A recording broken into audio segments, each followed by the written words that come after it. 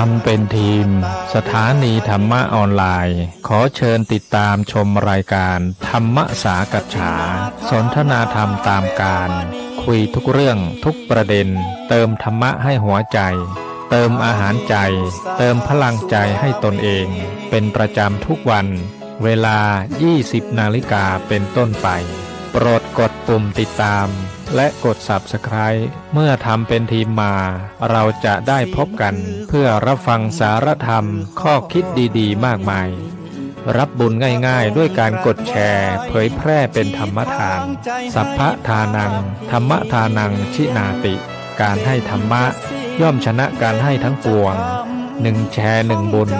มีค่าเท่ากับเผยแผ่ธรรมะให้กว้างไกลแชร์ไปมากยิ่งได้บุญมากเป็นการเปิดโอกาสให้คนได้รับฟังธรรมพบปัญญามีความสุขพ้นจากทุกข์ด้วยการฟังธรรมะมาทวงคำมันหมู่บ้านศีลห้าถือเป็นพันธะ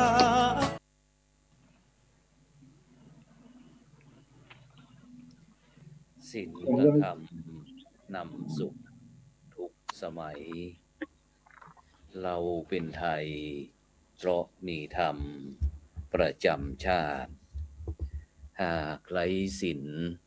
สิ้นธรรมต่ำอำนาจประเทศชาติ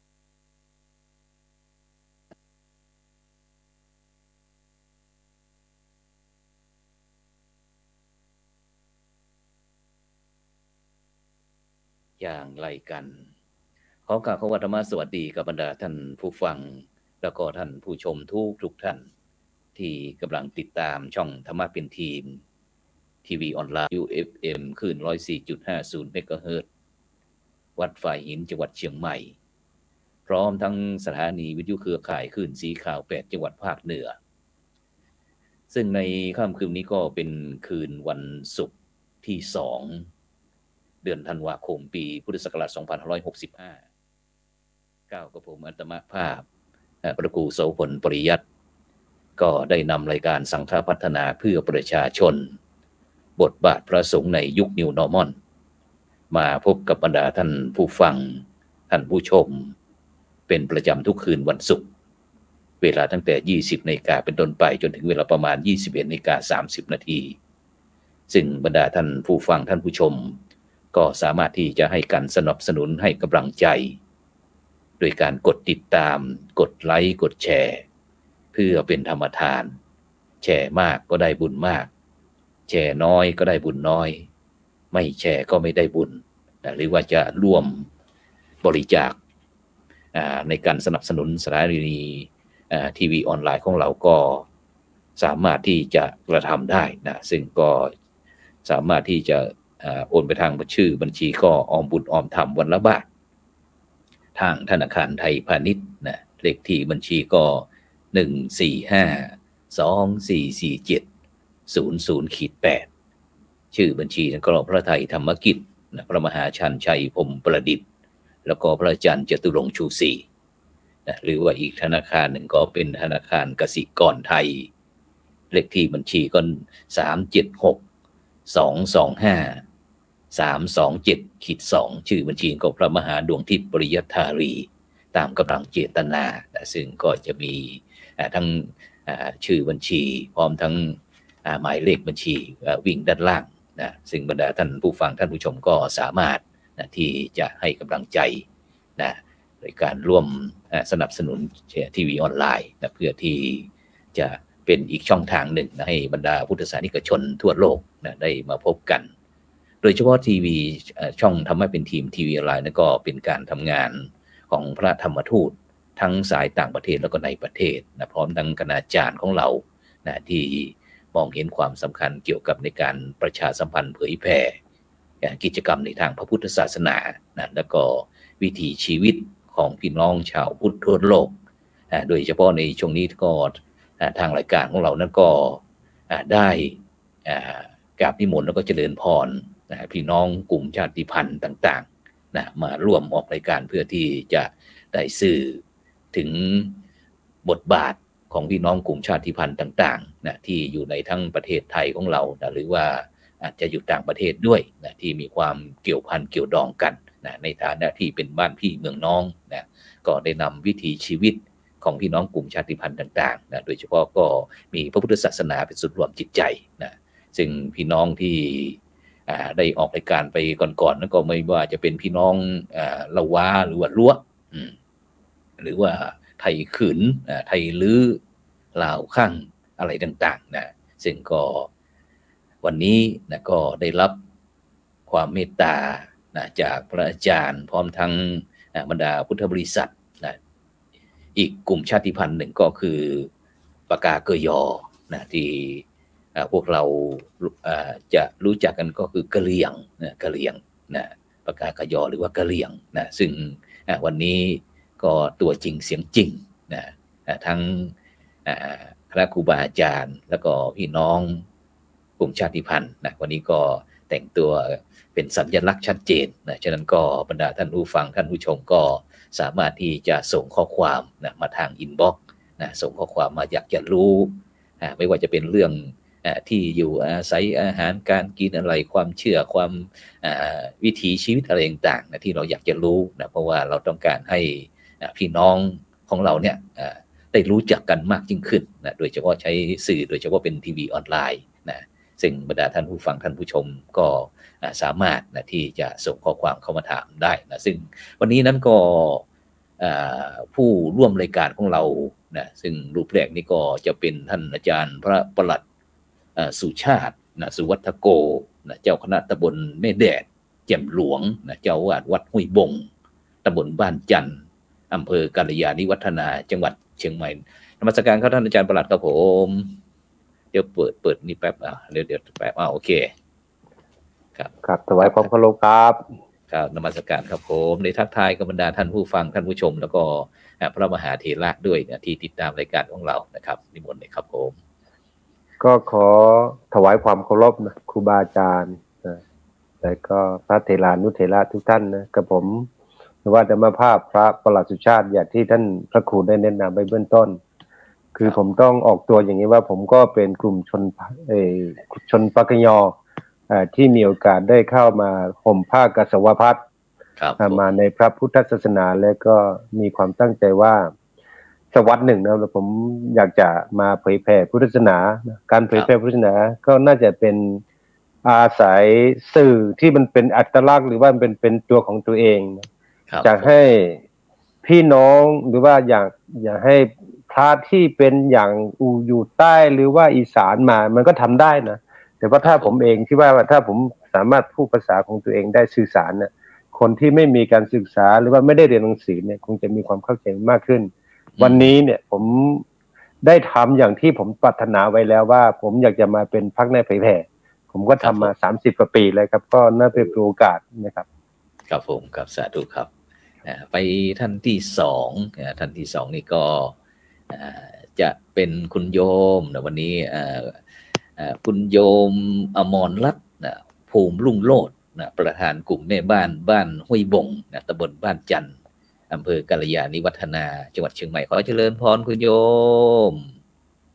นมัสการค่ะท่านแล้วก็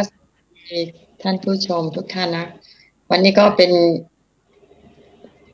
ครั้งแรกเนาะของกลุ่มของพวกเราที่ได้มาออกรายการ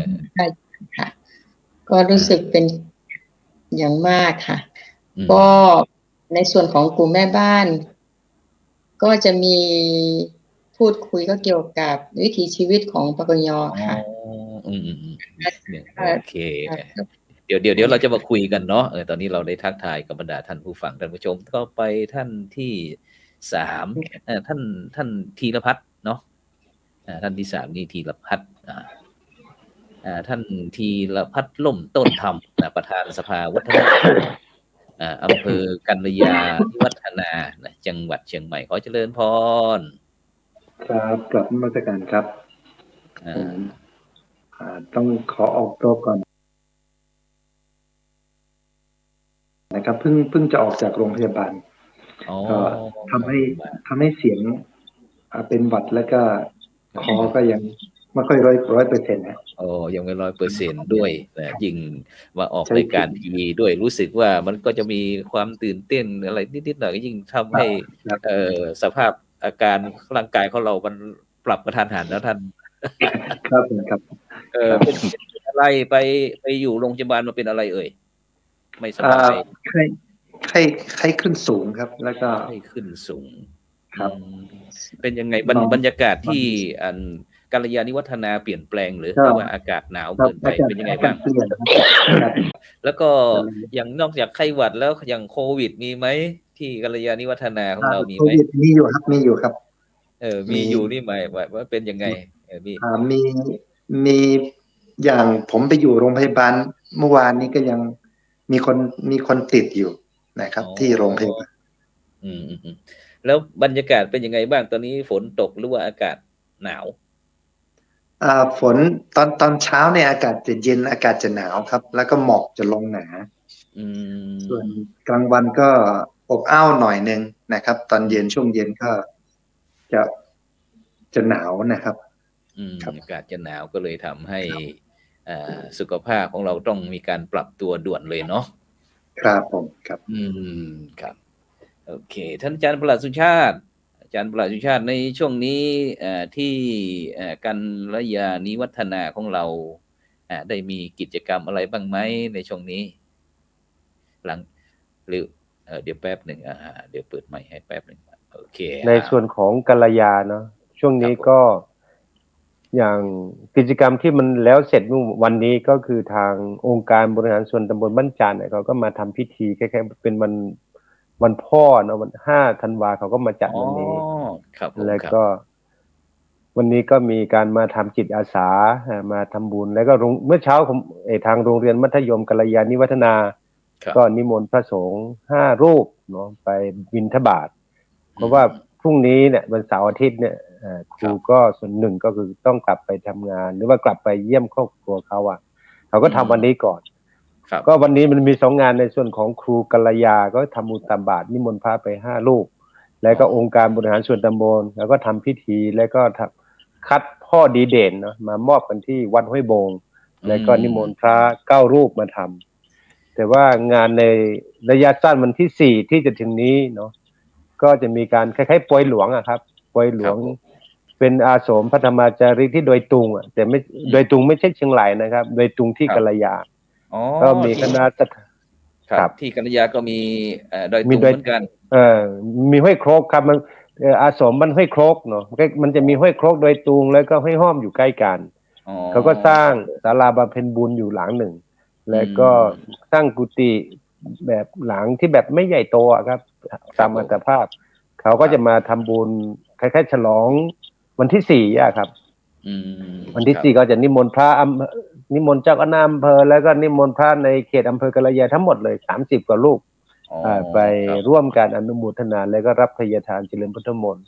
ครับเมื่อกี้ได้ยินพูดถึงว่าจัดงาน5 ธันวาวันพ่อแห่งชาติเมื่อกี้ได้ยินว่ามีการคัดพ่อดีเด่นด้วยมีกฎกติกายังไงครับพ่อดีเด่นของกัลยาณิวัฒนาเราเนี่ยเมื่อเช้าเนี่ยเมื่ออย่างจริงๆแล้วอย่างที่นายกองค์การบริหารส่วนตำบลก็พูดว่าจริงๆแล้วเนี่ยในตำบลบ้านจันทร์เนี่ยมีพ่อดีเด่นที่ควรจะยกย่องเนี่ยเยอะมากแต่ว่าข้อจำกัดของอบต.ก็คือเขาคัดเลือกแค่หมู่ละ1 คนหมู่บ้านละ1 ท่านหมู่บ้านละ1 ท่าน1 คนที่ผมสังเกตเห็นก็คือว่าครอบครัวนั้นก็เป็นเท่าที่ผมมาเนื่องจากว่าตำบลบ้านจันทร์เนี่ยมีอยู่7 หมู่บ้านนะครับอาจารย์ครับผม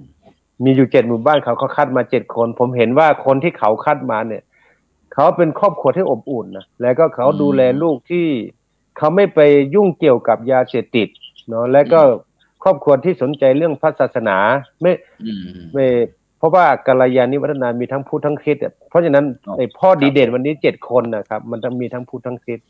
แล้วก็สามารถที่จะส่งบุตรหลานของตัวเองเนี่ยเข้ารับจบปริญญาแล้วก็มีการมีงานมีกรณีตัวอย่างหนึ่งที่ในเขตของหมู่3บ้านจันทร์นะครับที่เขาคัดเอาเป็นพ่อตัวอย่างนะคือเขามีลูกอยู่3 คนนะครับคนแรกก็ได้เป็นผู้ใหญ่บ้าน เนาะแล้วก็เป็นที่เคารพนับถือคนที่สองก็ทำงานที่อำเภอคนที่สามก็เป็นครู แล้วเป็นครอบครัวที่อบอุ่นแล้วก็เข้าวัดเข้าวาตลอดเนี่ยเกณฑ์เขาคัดเลือกก็คือไม่มั่วกับยาเสพติดนะแล้วก็สนใจหลักธรรมพระศาสนาแล้วก็เห็นแก่ประโยชน์สังคมแล้วก็มีจิตอาสาเนี่ยครับเขาก็เลยมามอบรางวัลกันที่วัดห้วยบงเมื่อแต่เช้าอะครับอ๋อสาธุครับผมไปที่คุณโยมอมรรัตน์ภูมิรุ่งโรจน์ประธานกลุ่มแม่บ้านบ้านห้วยบงตำบลบ้านจันทร์อำเภอกัลยาณิวัฒนาจังหวัดเชียงใหม่ซึ่งถือว่าเป็นแม่งาน ของบ้านห้วยบงของเราเป็นยังไงบ้างกิจการงานของกลุ่มแม่บ้านของเรามีกิจกรรมเยอะเพราะว่าท่านพระอาจารย์ประหลัดชูชาตินะเจ้าวาดวัดบ้านเราเนี่ยเป็นพระนักจัดกิจกรรมนะซึ่งว่าเป็นผู้ที่เสียสละอย่างมากเลยนะอาจารย์ก็จะมีกิจกรรมบ่อยๆวันนั้นคุยบอกว่าพอดีพี่น้องชาวกรุงเทพมาพักที่วัดน้ำก็ไม่ไหลอีกต้องวิ่งขึ้นบนวิ่งลงบอกว่าจะหมดแรงเนี่ยพระอาจารย์เนี่ย ทีนี้ทางวัดเป็นอย่างนี้แล้วทางหมู่บ้านเราเป็นยังไงบ้างในฐานะเป็นแม่บ้านกลุ่มประธานกลุ่มแม่บ้านของเราค่ะสำหรับบ้านห้วยบงนะซึ่งแบบอย่างที่พระอาจารย์ทราบเนาะเราจะมีกิจกรรมเยอะค่ะไม่ว่างานปีงานแล้วก็แบบหมู่บ้านเราก็เป็นหมู่บ้านเล็กๆเนาะบางทีงานเราแบบถ้ามีเราจัดงานแบบค่อนข้างที่จะวุ่นวายถามนิดนึงเล็กๆมีกี่หลังคาเรือนประมาณ60 หลังคาเรือนค่ะอ๋อ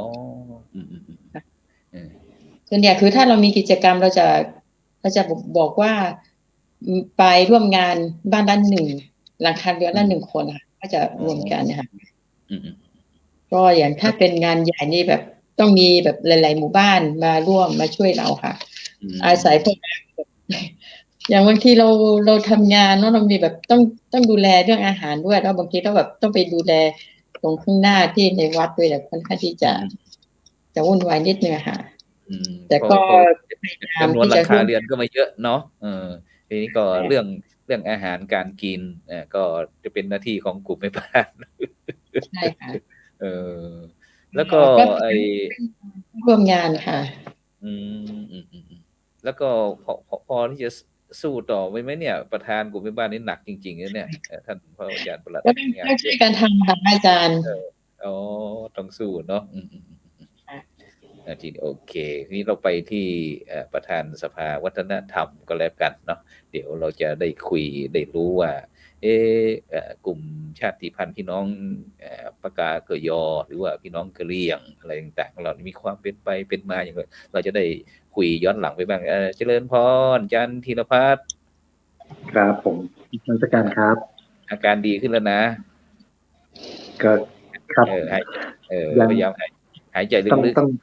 ครับต้องพยายามจะจิบน้ำไปด้วยครับได้เป็นธรรมชาติดีจิบไปได้ก็ได้โดยเฉพาะในบทบาทในฐานะที่เป็นประธานสภาวัฒนธรรมของพี่น้องกะเหรี่ยงก็ได้เนาะหรือว่าปากาเกยอในอำเภอกัลยาณิวัฒนาเนี่ยอยากจะให้ได้คุยถึงเรื่องความเป็นไปเป็นมาของพี่น้องกลุ่มชาติพันธุ์ปากาเกยอสักนิดหนึ่งว่ามีความเป็นไปเป็นมาอย่างไงบ้างนะเดี๋ยวเราก็จะได้มาคุยกันก็ในหลายๆเรื่องก่อนแต่เรารู้ความเป็นไปเป็นมาก่อนว่า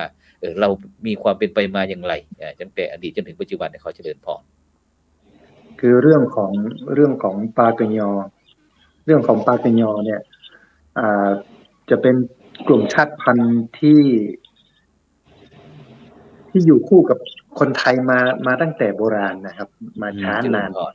เป็นชนเผ่าที่มีประวัติศาสตร์ที่ยาวนานมากแล้วก็มีวิถีชีวิตที่กลมกลืนกับธรรมชาติในบรรดากลุ่มชาติพันธุ์ทั้งหมดเนี่ยมีกลุ่มชาติพันธุ์กะเหรี่ยงหรือว่ากลุ่มชาติพันธุ์ปากะยอเนี่ยกลุ่มชาติพันธุ์เดียวที่มีชีวิตกลมกลืนกับธรรมชาติได้ดีกว่ากลุ่มชาติพันธุ์อื่นนะครับ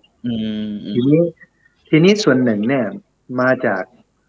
ส่วนหนึ่งเนี่ยก็คือวิถีวัฒนธรรมของปากะยอทั้งความเชื่อความเป็นอยู่การกินการอยู่ทุกอย่างเนี่ย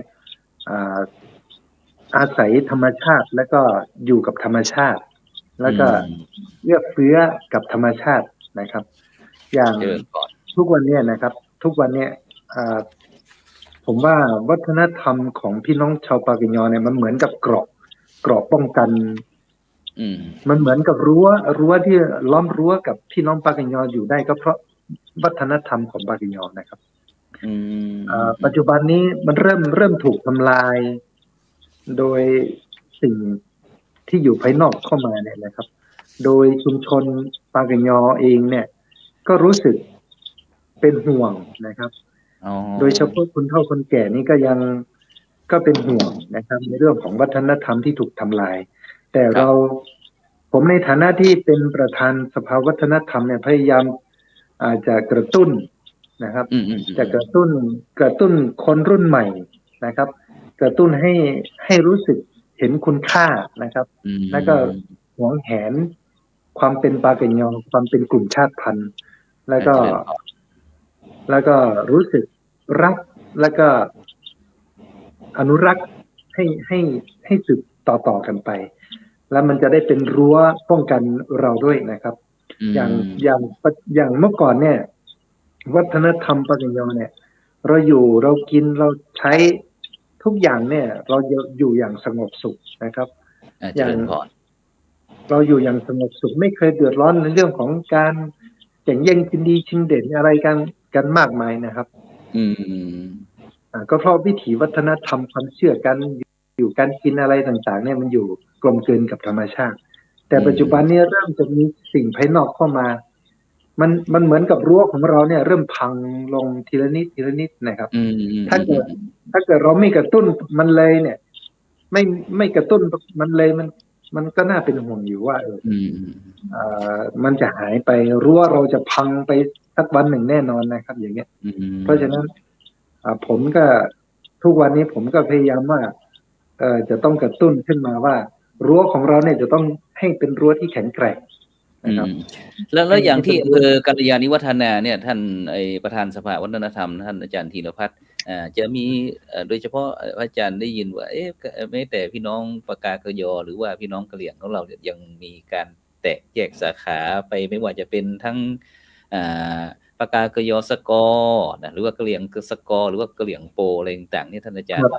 แล้วก็ยังมีอีกหลายกลุ่มตองซูบ้างที่ว่าเป็นปะโออะไรนั่นนะแล้วก็บเวอะไรต่างๆเนี่ยที่กัลยาณิวัฒนาของเราในส่วนมากนี่ก็จะเป็นพี่น้องปากากยอเป็นสายสกอฮะสกอหมดเลยครับทำไมถามนิดหนึ่งว่ามันจะถึงมีว่ากะเหรี่ยงหรือว่าปากากยอสกอหรือว่าโปอะไรต่างๆมันมีความแตกต่างหรือว่าแตกต่างในเรื่องของภาษาครับภาษาที่แตกต่างกันใช้บางอย่างกะเหรี่ยงโปกับกะเหรี่ยงสกอเนี่ยมันก็แตกต่างกันในลักษณะคนละขั้วเลยนะพูดไม่รู้เรื่องกันเลยคุยกันไม่รู้เรื่องภาษานี่แม้กระทั่งเป็นภาษาพูดอย่างของสกอของเรานี่มีภาษาพูดแล้วก็ภาษาเขียนไหมมีฮะมีภาษาพูดมีภาษาเขียนนะครับของสกอเนี่ยมีภาษาพูดภาษาเขียนส่วนโปเนี่ยผมไม่แน่ใจว่ามีภาษาเขียนไหมแล้วถ้าแถวเขตภาคเหนือของเราถ้าเป็นสกอนี่ก็จะอยู่ประมาณสกอนี่จะอยู่แม่ฮ่องสอนแล้วก็เชียงใหม่นี่ส่วนหนึ่งครับเชียงใหม่อำเภอกะระยาอำเภอเวียงแหงอำเภอแม่วางแม่จอมทองอะไรพวกนี้เป็นสกอหมดเลยสกอหมดเลยแต่ถ้าเป็นโปนี่จะอยู่ที่อมก๋อยอมก๋อยแล้วก็อย่างที่ทั้งตากทั้งกาญจนบุรีอะไรต่างๆนี่ล่ะก็เป็นกาญจนบุรีนี่จะเป็นลักษณะคนเขาก็บอกว่าเป็นสกอนะแต่คุยกันไม่รู้เรื่องเลยคุยกันไม่รู้เรื่องเลยอาจจะเพี้ยนด้วยสำเนียงหรือว่ายังไงก็ไม่ทราบแต่อาจจะนานๆเจอกันทีนะท่านธีรพัฒน์เนาะอาจจะนานๆมาเจอกันทีก็เลยอาจจะด้วยความอาจจะตกใจหรือว่าความประหม่าบางครั้งเพราะว่ามันจะคนนอกพื้นที่กันนะนอกพื้นที่แล้วก็ที่มาเจอกันแล้วก็อาจจะเสียงสำเนียงอะไรต่างๆก็อาจจะผิดเพี้ยนไปฉะนั้นเราไปที่อาจจะเดินผ่อนแต่ถ้าตากเนี่ย เป็นสกอร์เหมือนกัน แต่ว่าเสียงจะสำเนียงมันจะเพี้ยนกันนิดหน่อย แต่คุยพอจะรู้เรื่องอยู่ครับ เอ่อเดี๋ยวท่านธีรพัฒน์ลองเชิญชวนบรรดาท่านผู้ฟังท่านผู้ชมเนี่ยติดตามรายการเห็นธรรมเห็นรายการพระพุทธศาสนา4 แผ่นดินน่ะติดตามรายการของเราหน่อยเป็นภาษาปากกาเกยอของสกอร์ผมเป็นนักจัดรายการวิทยุภาษากะเหรี่ยงอยู่แล้วครับก็เชิญหน่อยเชิญหน่อยอันนี้เรื่องถนัดครับดีแล้วถูกคนละครับเมื่อพัติดอปดอแวและล่ะเลือดท่าเนาะแค่แล้วสิแล้วบุเนาะชมซาปึ๊กคือดอกเก็บปากันยอเนี่ยโอกาสและเปิ้นนี่ขึ้นนาบาตะโสตะซอเปิ้นนี่ที่บัตบุตบาในตะปอโอกาสตะปอโดยเฉพาะสื่อประกอบและสื่อสังคมออนไลน์และดิซอมือจอแข็งเนาะประตูที่โทรศัพท์ออกมาตลอดเวลาพูดโทรศัพท์ทับนี่รายการใครเนี่ยแค่รายการเลิกได้เนาะเปิ้นนี่โตก่อนเราจะนี่ขึ้นนาตะโสตะซอเปิ้นนี่มาบุมาบาระเด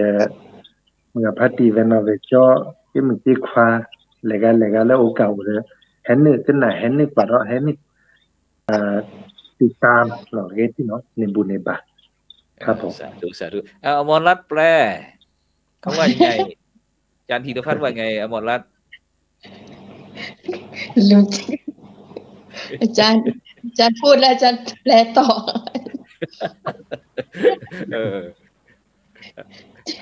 หรือว่าให้อาจารย์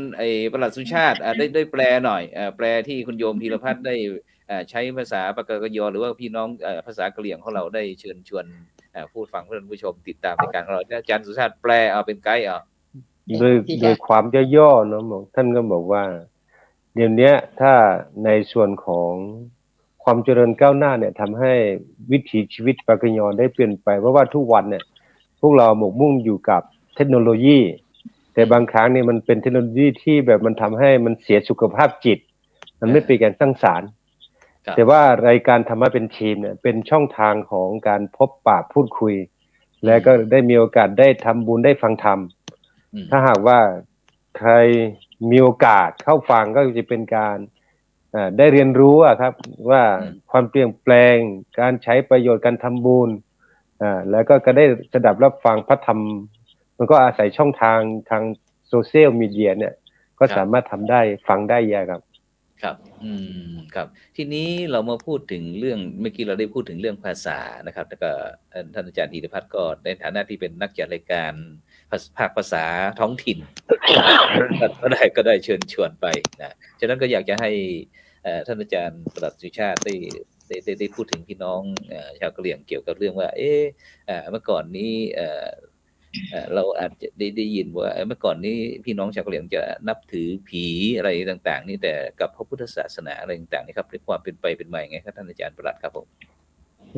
ก็อื่นก็ขอเท้าความที่ไปที่มาของความเป็นกะเหรี่ยงนะ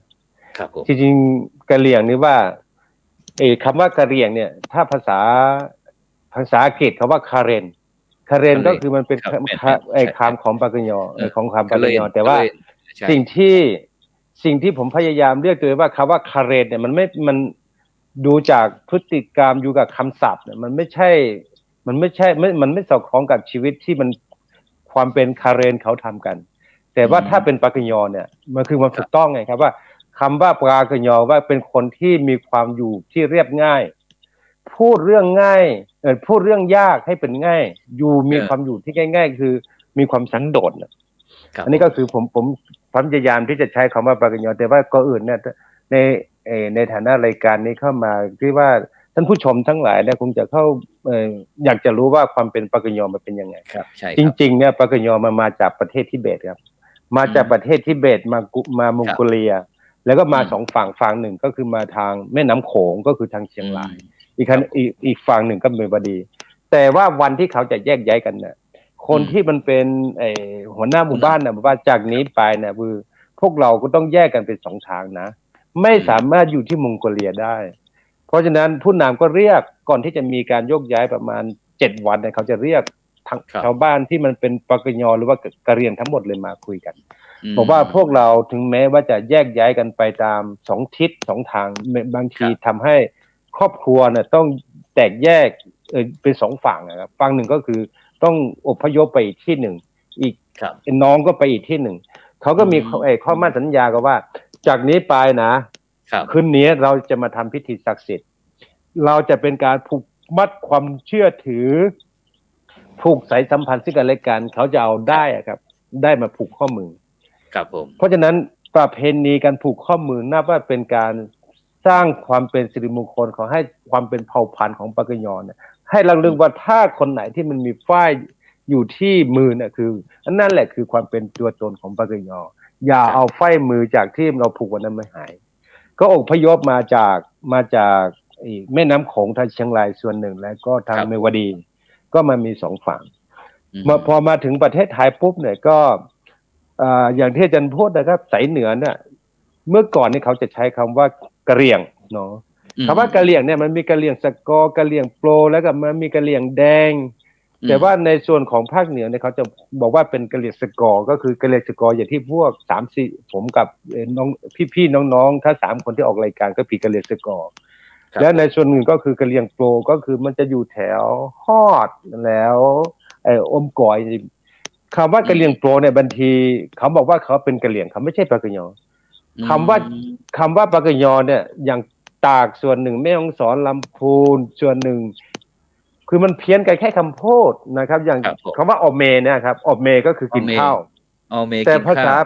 โปรเนี่ยคำว่าออมีจากสระเอเป็นสระอีเฉยๆออมีออมีกับออมีอย่างซิบัดดอก็คือผักกาดของเขาเป็นซิบัดโดครับจากสระอก็เป็นสระโออันนี้ก็คือมันเป็นกะเหรี่ยงสายบนกะเหรี่ยงสายใต้นะอย่างที่อาจารย์พูดเมื่อกี้ว่ากาญจนบุรีเพชรบุรีเขาบอกว่าเขาเป็นกะหล่างกะหล่างอีกเป็นกะหล่างอีกอย่างเพชรบุรีที่ผมเคยไปช่วยเข้าเปลือกตั้ง42 ตันนะเขาว่าเป็นกะหล่างครับส่วนนั้นก็คือการวิถีชีวิตของปากยอเนี่ยถามว่ามันอยู่ในเมืองไทยตั้งแต่สมัยพระเจ้าตากสินมหาราชเรามีคนของกะเหรี่ยงเนี่ยหรือว่าปากยอเนี่ยต้องต่อสู้กับข้าศึกเพื่อที่จะช่วยรัฐบาลทหารไทยนี่มาก็เยอะจากประวัติศาสตร์เนี่ยมันเป็นยาวนานเพราะฉะนั้นตัวของปากยอเองณวันนี้เนี่ยคือถ้าเราแบ่งกลุ่มชาติพันธุ์อยู่6เผ่าไม่ว่าจะเป็นม้งเยามูเซอร์ลิซออาคาหรือว่าแม้แต่ปากยอเนี่ยปากยอมีประชากรมากที่สุดครับผมเราอยู่ใน16จังหวัดตั้งแต่เชียงรายไปจนถึงประจวบคีรีขันธ์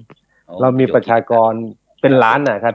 ที่อยู่ในประเทศไทยและก็ส่วนหนึ่งก็อยู่ในต่างประเทศก็มีนะครับอย่างสหรัฐอเมริกาที่รัฐบัฟฟาโลมันก็มีกลุ่มชาติพันธุ์ของกะเหรี่ยงอยู่นะครับกะเหรี่ยงเหมือนกันครับผมครับเพราะฉะนั้นในส่วนของปากยอเนี่ยที่เราเรียกปากยอที่ผมพยายามจะทำศูนย์ปากยอเนี่ยก็คือว่าถ้าว่ากะเหรี่ยงครับผมถ้ากะเหรี่ยงเนี่ยกะเหรี่ยงพม่าก็มีกะเหรี่ยงพุทธกะเหรี่ยงคริสต์บางทีเหมือนกับว่าความแตกแยกจะเกิดเพราะฉะนั้นถ้าหากว่าในภาคเหนือตอนบนจะเรียกตัวเองว่าปากยอและก็ทางกระทรวงมหาดไทยได้ก็รองรับว่าถ้าปากยอก็คือว่าเป็นกะเหรี่ยงถ้าว่าความเป็นปากยอในความอยู่ง่ายกินง่ายความเข้าใจง่ายแล้วก็ความสันโดษนี่ก็คือความว่าปากยอคืออยู่แบบง่ายๆก็วันนี้ก็มีประชากรและก็มีคนกลุ่มนี้เรามีภาษาพูดเป็นของตัวเองมีภาษาเขียนมีการแต่งกายมีวิถีชีวิตมีภูมิปัญญาที่ถ้าท่านผู้ฟังหรือว่าแม้แต่อาจารย์นะครับว่าเมื่อก่อน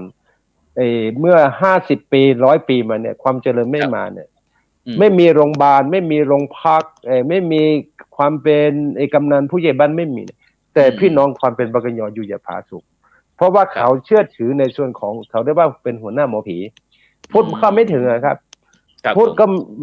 มาไม่ถึงคริสต์ก็มาไม่ถึงแต่ว่าคำสอนของปากยอเนี่ยไม่ได้แตกต่างอะไรกับของพุทธมากมายนะครับ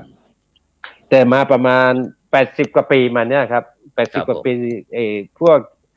กลุ่มคนที่มิชชันนารีก็เข้ามาเผยแพร่ศาสนาในประเทศไทยแล้วก็เข้ามาอยู่บนพุทธสูงแล้วก็อย่างในส่วนของมันจะมีพระอยู่3 ส่วนนะครับส่วนหนึ่งก็คือเป็นพระธุดงค์ทั่วไปอันนี้ก็คือพระจรทั่วไปที่เข้ามาในเผยแพร่พระพุทธศาสนาแล้วก็อยู่กับพี่น้องชาวเขาโดยเฉพาะปากยอแล้วต่อมาปีพศ 2508ก็มีโครงการพระ ธรรมจารีเกิดขึ้น พ มา ระธรรมจารีครับผม ครับส่งพระธรรมจารีไปตามหมู่บ้านต่างๆนะครับแล้วมาปีปี ปี43ก็มีโครงการพระบัณฑิตอาสาพัฒนาชาวเขาของมหาจุฬามาช่วยกันเพราะฉะนั้นบนดอยที่มีพระเผยแพร่ศาสนาเนี่ยก็มีอยู่3กลุ่มหลักๆก็คือกลุ่มหนึ่งก็คือไม่ได้ขึ้นตรงกับพระธรรมจารีเม็ดหรือว่าบัณฑิตอาสาเป็นพระธุดงค์แล้วก็เป็นพระที่เขามีจิตอาสาที่อยากจะปีกวิเวกเข้าปฏิบัติธรรมอยู่ตามป่าตามเขาไม่มีค่าตอบแทนแม้แต่บาทเดียวนะครับครับผมอันที่2ก็มีในส่วนของพระธรรมจาริกซึ่งมีค่าตอบแทนเดือนละเดือนละ200 บาท2,000 บาทนะครับแล้วก็บัณฑิตอาสาที่เข้ามาเพราะฉะนั้นความกลมกลืนของวิถีชีวิตปากยอกับพระพุทธศาสนาเนี่ยมันใกล้เคียงกันมากนะครับมันก็เลยว่าบางอย่างเนี่ยก็คือมันความเชื่อหรือว่าวิถีชีวิตของปากยอเนี่ยผมเท่าที่ผมมาสร้างศูนย์ปากยอศึกษาเนี่ยผมมาศึกษาเนี่ยคำสอนของบรรพชนเนี่ยมันมีความหมายลึกซึ้งคล้ายๆกับเป็นพุทธสุภาษิตของพุทธศาสนาครับอาจารย์ครับก็มันสามารถไปด้วยกันได้ครับอาจารย์ยกตัวอย่างสักหน่อยได้ไหมที่อาจารย์อย่างที่บรรพชนหรือว่าบรรพบุรุษบรรพชนของพี่น้องปากากยอของเราได้บันทึกอะไรไว้นี่ครับลองยกสักนิดหนึ่งเช่นตัวอย่างคำว่าสมมติว่าเมื่อกี้ผมโยมก็ถามว่าโยมที่มาจากกรุงเทพยังไม่กลับเลยเพราะว่า3-4 วันนี้ผมคือไม่รู้สิว่าผมเคยบ่นว่าถ้าสร้างบนดอยเนี่ยจะสร้างวัดเมื่อก่อนอย่างเราเป็นพระธรรมจารีผมอยู่มา10 ปี20 ปีเนี่ยวัดมันก็ไม่มีใครไป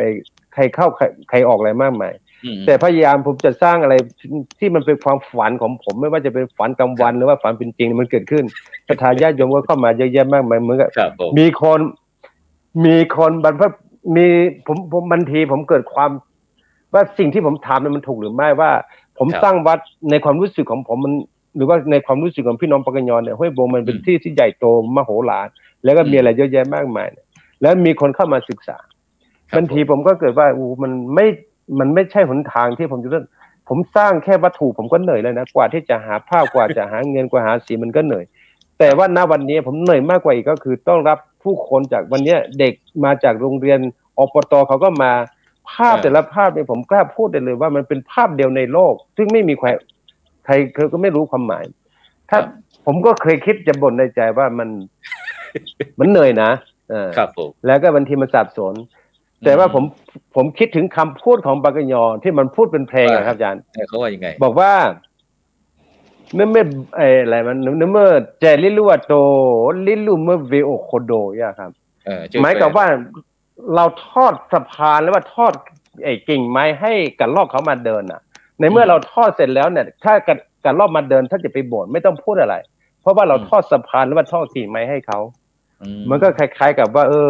สิ่งที่เราอยากจะทำเราทำในเมื่อเราทำคนอื่นเขาอยากรู้เขาก็มาดูในเมื่อคนมาดูเราจะมาบอกว่าท้อนะเบื่อนะเราพูดไม่ได้เพราะว่าเราเปิดทางให้เขาแล้วอันนี้มันเป็นสิ่งที่คำสอนของบรรพชนอย่างที่ผมพูดเมื่อกี้ว่ามีโยมกรุงเทพบอกว่าเฮ้ยท่านหน้าเจือของท่านเขียนอะไรก็ไม่รู้ว่าเกิดคืออูซูเกิดโตโชโมมันหมายความว่าไงผมว่ามันเป็นคำของปากยอว่าก่อนกินแกงเนี่ยก่อนกินให้เป่าก่อนแล้วก่อนพูดให้คิดก่อนเนี่ยครับมันก็ไม่ได้ทิ้งอะไรกับหลักธรรมของพุทธศาสนาเกี่ยวกับสติครับเนี่ยซึ่งบรรพชนเมื่อก่อนเนี่ยเขาเกิดก่อนที่จะเกิดจะมีโรงเรียนด้วยซ้ำไปแล้วก็เขาไม่ได้มาศึกษาเขาอ่านหนังสือไม่ได้แต่ว่าสิ่งสำคัญที่สุดก็คือเขาเอาหลักมันคล้ายๆพระพุทธศาสนาครับการสั่งสอนด้วยปากเนาะคนเมื่อก่อนนะปากต่อปากมุขปาฐะเหมือนกันนั้นเหมือนกันเขาบอกว่าผู้หญิงเนี่ยต้องสอนตอนเข้านอนผู้ชายต้องสอนตอนกินข้าวอย่างครับเอายกผู้หญิงก่อนทำไมต้องสอนก่อนเข้านอนผู้หญิงเนี่ยเพศผู้หญิงเนี่ยต้องสอนตอนเข้านอนเพราะว่าอย่างผู้หญิงเนี่ยกลางค่ำกลางคืนเนี่ยเขาไม่ให้ออกคนพื้นที่เลยอาจารย์ผู้หญิงต้องอยู่กับบ้านต้องดูแลบ้านกินกันไม่ว่าจะเป็นไฟเป็นฟืนเนี่ยก่อนเขาก็ต้องอยู่กับบ้านไม่มีใครออกจากบ้านในกลางคืนเพราะฉะนั้นอาศัยเวลาช่วงกลางคืนเนี่ยสอนลูกกับหลาน แต่ความเป็นผู้ชายบางทีค่ำมากินข้าวก็เสร็จเข้าไปพ่อก็ไม่ได้สอนแม่ก็ไม่ได้สอน เพราะฉะนั้นเขาจะสอนตอนกินข้าวเพราะว่าตอนกินข้าวเนี่ยเขาอยู่พร้อมหน้าพร้อมตากันเนี่ยเพราะฉะนั้นก็เลยคำของปกยบอกว่าถ้าจะสอนผู้ชายสอนตอนกินข้าวเวลาสอนผู้หญิงให้สอนตอนก่อนนอนเนี่ยครับครับโอเคครับผู้ชายสอนตอนกินข้าวผู้หญิงตอนนอนก่อนนอนเพราะผู้หญิงนี่เป็นสีเลือดฉะนั้นเราจะไปที่คุณโยมอมรรัตน์นะคุณโยมอมรรัตน์ได้ยินอาจารย์หลวงพ่อเจ้าอาวาสพระประหลัดสุชาติเจ้าอาวาสวัดห้วยบงของเราได้พูดแล้วช่วยให้เรื่องการโดยเฉพาะเรื่องการเครื่องสัญลักษณ์หรือว่าการแต่งกายอะไรเนี่ยเราจะมีประเพณีวัฒนธรรมอย่างไรของพี่น้องปากากยอของเรา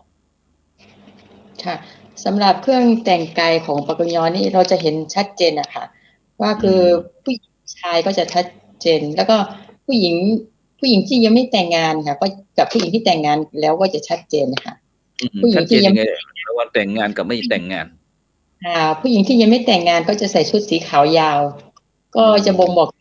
ความบริสุทธิ์อะค่ะแล้วถ้าเป็นผู้หญิงที่แต่งงานแล้วจะใส่เสื้อสีดำไม่ก็สีน้ำเงินซึ่งหมายถึงว่าคือได้แต่งงานไปแล้วค่ะทีนี้คือคนที่แต่งงานไปแล้วคือก็ไม่สามารถที่จะกลับไปถ้าสมมติว่าคือไม่ได้แบบเหมือนว่าถ้าสามีไม่อยู่แล้วคือก็ไม่สามารถที่จะกลับไปใส่ชุดสีขาวเหมือนเดิมแล้วค่ะสมมุติว่าถึงแม้เราเคยแต่งงานเสร็จแล้วทีนี้เราเลิกลากันเรากลับมาใส่สีขาวได้ไหมไม่ได้ค่ะไม่ได้ต้องใส่ไม่ได้แล้วค่ะต้องใส่สีดำหรือสีสีอื่นเข้มใช่แล้วก็ถ้าผู้หญิงที่ยังไม่แต่งงานก็จะเป็นสีขาวยาวอย่างเดียวเนี่ยถึงแม้ว่าจะอายุ70-80ที่ไม่แต่งงานก็ต้องใส่สีชายจริงไหมลองคุยให้ฟังหน่อยเรื่องเหล่านี้ค่ะก็เท่าที่ทราบก็คือก็จะเป็นผู้หญิงฝ่ายผู้หญิงก็จะไปสู่ขอผู้ชายค่ะก็จะเป็นผู้ใหญ่ไปคุยกับผู้ใหญ่ทางผู้ชายอะค่ะก็จะไม่มีสินสอดทองมั่นไม่มีค่ะมีแต่ความรักที่จริงใจต่อกันค่ะมีความรักที่จริงใจต่อกันแล้วก็สมมุติว่าเราแต่งงานแล้วอย่างที่พี่น้องคนไทยที่อยู่ข้างล่างนี่เขาก็มักจะไปอยู่ถ้าแถวชนบทเนาะเวลาผู้ชายก็จะไปขอผู้หญิงเมื่อแต่งงานแล้วผู้ชายก็ต้องไปอยู่บ้านผู้หญิงยกเว้นแต่ผู้ชายที่เป็นคนสุดท้องที่มีหน้าที่แต่งงานแล้วก็จะต้องอยู่เฝ้าเฝ้าเรือนคอยดูคุณพ่อคุณแม่ยามแก่ชราอะไรเงี้ยอย่างของเรานี่ทำไมถึงต้องไปอยู่บ้านผู้หญิงก็เท่าที่เขามีความเชื่อยังไงแต่งงานเสร็จคือส่วนใหญ่ก็คือเขาจะอยู่บ้านผู้หญิงก่อนค่ะส่วนใหญ่ได้อยู่บ้านผู้หญิงแล้วทีนี้ถ้าสมมติว่าคืออย่างผู้ชายคือฝั่งบ้านผู้ชายถ้าไม่มีใครอยู่จริงคืออาจจะต้องอยู่เป็นหลังจากเสร็จพิธีแล้วคือก็จะย้ายไปอยู่บ้านผู้ชายอะค่ะแต่ก็มีข้อแม้เหมือนกันเอาพูดง่ายๆว่าในปัจจุบันในปัจจุบันนี้คุณโยมมองว่าวิถีชีวิตของพี่น้องชาวปากากยอหรือว่าพี่น้องกะเหรี่ยงของเรามีการเปลี่ยนแปลงไปมากไหมในปัจจุบันเปลี่ยนค่ะเปลี่ยนเยอะค่ะลองยกตัวอย่างให้บรรดาท่านผู้ฟังท่านผู้ชมได้เห็นสักนิดหนึ่งได้ยินได้ฟังสักนิดหนึ่งคือจะเปลี่ยนเกือบทุกอย่างค่ะไม่ว่าการแต่งกายส่วนใหญ่การแต่งกายคือแบบส่วนใหญ่คือตอนนี้เขาก็จะใส่เฉพาะชุดชนเผ่าใช่ไหมจะใส่เฉพาะในพิธีกรรมหรือว่าไปวัดไปวาค่ะซึ่งเมื่อก่อนสำคัญค่ะตรงนั้นค่ะซึ่งขออนุญาตค่ะก็จะพูดถึงเรื่องเสื้อเหมือนกันเสื้อนี่ก็จะมีความหมายเหมือนกันพระอาจารย์ที่เขาใส่เนาะเชิญจะสังเกตว่าเสื้อปากกยอนี่คือใส่ได้ทั้งด้านหน้าด้านหลังค่ะซึ่งจะไม่มีคอปกใช่ค่ะซึ่งก็คือจะมีความหมายประมาณว่าคือแบบชาวปากกยอนี่ก็จะมีความอะไรนะทั้งตอนหน้าและรับหลังก็จะเหมือนกันจะไม่มีการเปลี่ยนบางเนี่ยค่ะแล้วก็จะไม่มีเพราะว่าคือจะไม่มีความคือเสื้อปากกยอจะไม่มีกระเป๋าทั้งของผู้หญิงผู้ชายหรือว่าของเด็กของผู้ใหญ่เพราะว่าคือก็จะมีความหมายประมาณว่าไม่มีความแล้วนะไม่เก็บอะไรไม่มีความซ่อนเร้นนะคะไม่มีความลับต่อกัน เออ ค่ะ มีความจริงใจ มีความจริงใจต่อกันอ๋อ ก็จะไม่มีเสื้อไม่มีปกนะเสื้อนี้ก็จะ แล้ว เป็นแบบเนี่ยค่ะ แล้วอย่างในปัจจุบันเนี่ยเรื่องการทอเครื่องนุ่งห่มหรือว่าทอเสื้อทออะไรใส่ชุดเนี่ยที่บ้านห้วยมุงของเรายังมีการสืบทอดรุ่นต่อรุ่นบ้างไหมยังมีค่ะอาจารย์ มีเด็กรุ่นใหม่มาเรียนกับพวกเราไหม ก็ยังมีบ้างค่ะพระอาจารย์อย่างของกลุ่มแม่บ้านแล้วก็พยายามตอนนี้คือตั้งกลุ่มออกมาเพื่อที่แบบจะสนับสนุนในหมู่บ้านเนาะแม่บ้านทั้งหลายถ้ามีก็จะหาทางช่องทางในการจำหน่ายเนี่ยค่ะคืออย่างนั้นคือจะมีเป็นการอนุรักษ์เสื้อผ้าด้วยแล้วก็เป็นช่องทางในการหารายได้ตรงนั้นด้วยค่ะพระอาจารย์งั้นเราได้มาใช้วัดที่วัดห้วยบงของท่านอาจารย์ปลัดสุชาติบ้างไหมว่าให้เป็นศูนย์แสดงสินค้าหรือจำหน่ายสินค้าในชุมชนของเรามีไหมหรือว่าต้องใช้บ้านผู้ผลิตเรายังไม่มีเป็นกิจลักษณะแต่ว่าเราแต่งตั้งเป็นกลุ่มค่ะเป็นกลุ่มออกมาแล้วทีนี้ถ้าสมมติว่ามีแขกมาใครไปแล้วก็พยายามนำเสนอไปค่ะอาจารย์ก็นำเสนอเหมือนกันอย่างชุดอย่างชุดของสาวๆอายุประมาณสัก18-19เนี่ยลูกที่กำลังเรียนมหาวิทยาลัยเนี่ยราคานี่ประมาณอยู่ที่ขนาดค่ะอาจารย์เป็นตัวเล็กตัวใหญ่ใช่ค่ะแล้วก็เสื้อแม่บ้านก็มีลายหลายอย่างกันลายโบราณก็จะลายแบบถ้าลายไม่ยากก็อาจจะราคาถูกกว่าเนี่ยค่ะอาจารย์ช่วยคุยหน่อยเมื่อกี้ได้ยินบอกว่ามีลายโบราณมันก็จะต้องมีลายสมัยใหม่ใช่ลายประยุกต์ค่ะมีลายโบราณลายโบราณก็จะมีหลายๆลายเหมือนกันครับอาจารย์กลุ่มแม่บ้านของเราเป็นผู้ผลิตใช่ไหมใช่ค่ะใช่ค่ะก็จะมีทั้งคือผลิตภัณฑ์ก็จะมีทั้งเสื้อผู้หญิงเสื้อผู้ชายก็ผ้าโพกหัวอย่างเงี้ยก็จะมีย่ามค่ะเป็นของเราเนี่ยค่ะย่ามนี่เป็นเอกลักษณ์ของพี่น้องชาวปากากยอใช่ไหมจะต้องมีใช่ไหมใช่ค่ะนอกจากที่เราผลิตเครื่องนี้แล้วนอกจากนั้นล่ะเราผลิตอะไรบ้างสินค้าที่ภายในชุมชนของเราตอนนี้ก็จะมีเฉพาะคือเสื้อผ้าค่ะพระอาจารย์ของที่แต่ว่าคือโดยปกติก็จะมีของผู้ชายเนาะเขาทำการจัดสรรเนี่ยก็มีเหมือนกันแต่เรายังไม่ทำเป็นแบบยังไม่มีการออกตลาดค่ะแต่ว่าจะมีการทำใช้ค่ะใช้กันในครัวเรือนเนี่ยมีการถ่ายทอดจากเข้าสู่ยุวชนเยาวชนเหมือนกับว่าเป็นภูมิปัญญาท้องถิ่นหรือว่าเป็นภูมิปัญญาของพี่น้องชาวปากยอเนี่ยที่เราไปถ่ายทอดมีทางโรงเรียนหรือว่าสถานศึกษาอะไรหรือว่าเป็นอบตเนี่ยให้เราไปให้กลุ่มแม่บ้านอะไรไปเป็นอาจารย์สอนถ่ายทอดวิทยายุทธนี้บ้างไหมตอนนี้ยังไม่มีค่ะอาจารย์ส่วนใหญ่คือก็จะถ่ายทอดกันในเด็กในหมู่บ้านค่ะในบ้านในครอบครัวที่แม่สอนลูกหรือว่าคุณยายสอนหลานอะไรชนิดนี้ใช่ไหมใช่ค่ะอาจารย์มันมีการเขียนแบบบ้างไหมหรือว่ามันเป็นแบบจินตนาการอะไรชุดของพี่น้องชาวกะเหรี่ยงของเราหรือปากากยอแล้วเนี่ยมีการเขียนแบบเขียนแปลนอะไรบ้างไหมออกดีไซน์เงี้ยเราไม่มีค่ะอาจารย์ก็จะเป็นเดิมๆนะคะแบบดั้งเดิมไม่มีแบบทันใหม่ก็จะมีบ้างที่อื่นอาจจะมีการแบบประยุกต์ออกไปให้เป็นแบบหลากหลายอะค่ะหลากหลายทันสมัยมากยิ่งขึ้นนะแล้วทีนี้เวลานอกจากที่เราจะมีการจำหน่ายในชุมชนแล้วเนี่ยเรามีการที่ใช้เทคโนโลยีของคนรุ่นใหม่มาช่วยประชาสัมพันธ์ในการที่จะเปิดช่องทางในการที่จะมีเหมือนกันค่ะอาจารย์ออนไลน์ใช่ไหมอย่างของคุณโยมอมรรัตน์มีไหมจะมีชื่อคืออยู่ Facebook ชื่อ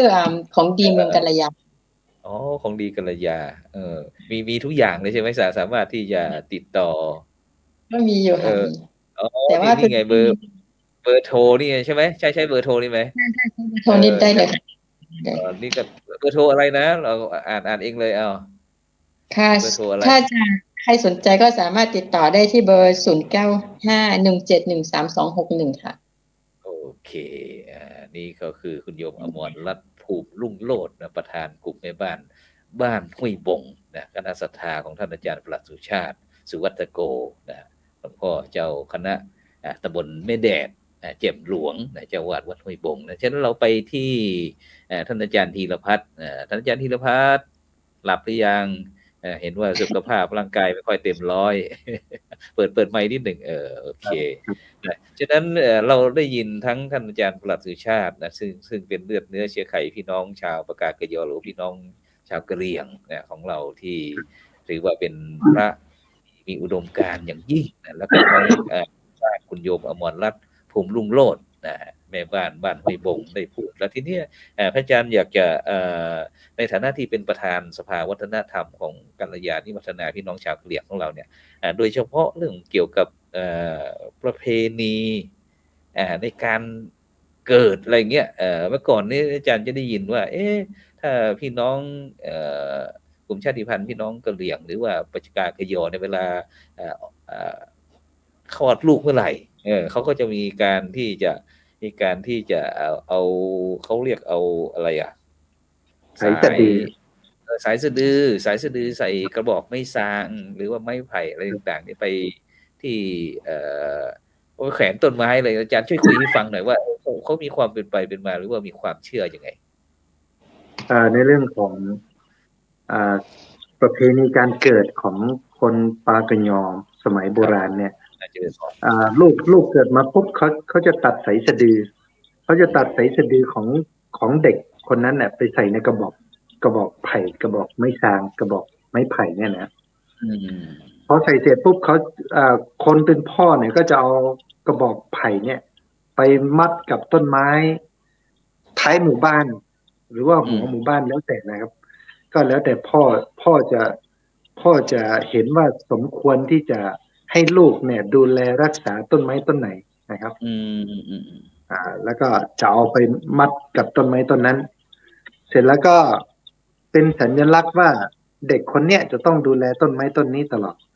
หากว่าต้นไม้ต้นนี้ถูกไปถูกใครทำลายหรือว่าไปโค่นคนที่ทำลายหรือไปโค่นเนี่ยจะต้องเอาไก่1 คู่แล้วก็เหล้า1 ขวดมามัดมือให้กับเจ้าของต้นไม้มาเรียกขวัญพูดง่ายๆว่า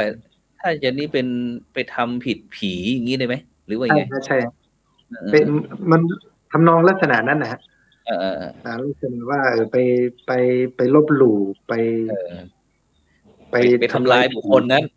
ไปทำลายบุคคลที่ขวัญเป็นเจ้าของต้นไม้ทำขวดลายขวดแล้วทีนี้เจริญพรเชิญคือปกติเนี่ยถ้าคนในหมู่บ้านเนี่ยถ้ารู้ว่าต้นไม้ต้นเนี้ยมีเจ้าของแล้วเนี่ยก็ไม่มีใครกล้าทำลายกล้าไปแตะต้องนะครับอันนี้เขาให้เกียรติกันอยู่แล้วนะครับแต่ถ้าเกิดเผลอไปตัดหรือว่าตัดโดยไม่รู้ตัวก็อาจจะมีอยู่นะครับจะต้องมามัดมือเรียกขวัญให้กับคนนั้นวันนี้เสียงก็ไม่ค่อยดีบรรดาท่านผู้ฟังแต่ทีนี้เรามาพูดถึงเรื่องวิถีชีวิตในการประกอบสัมมาอาชีพพี่น้องชาวกะเหรี่ยงของเราในปัจจุบันเนี่ยท่านอาจารย์ธีรพัฒน์ส่วนมากก็จะเป็นเกี่ยวกับเรื่องการทำอะไรบ้างตอนนี้พื้นที่อำเภอกัลยาณิวัฒนาเนี่ยจะมีอาชีพหลักคือเกษตรกรในเรื่องของการปลูกข้าวเป็นหลักแต่การปลูกข้าวทำนาเนี่ยปลูกข้าวทำนาในพื้นที่อำเภอกัลยาณิวัฒนาเนี่ยปลูกข้าวเพื่อการยังชีพนะครับ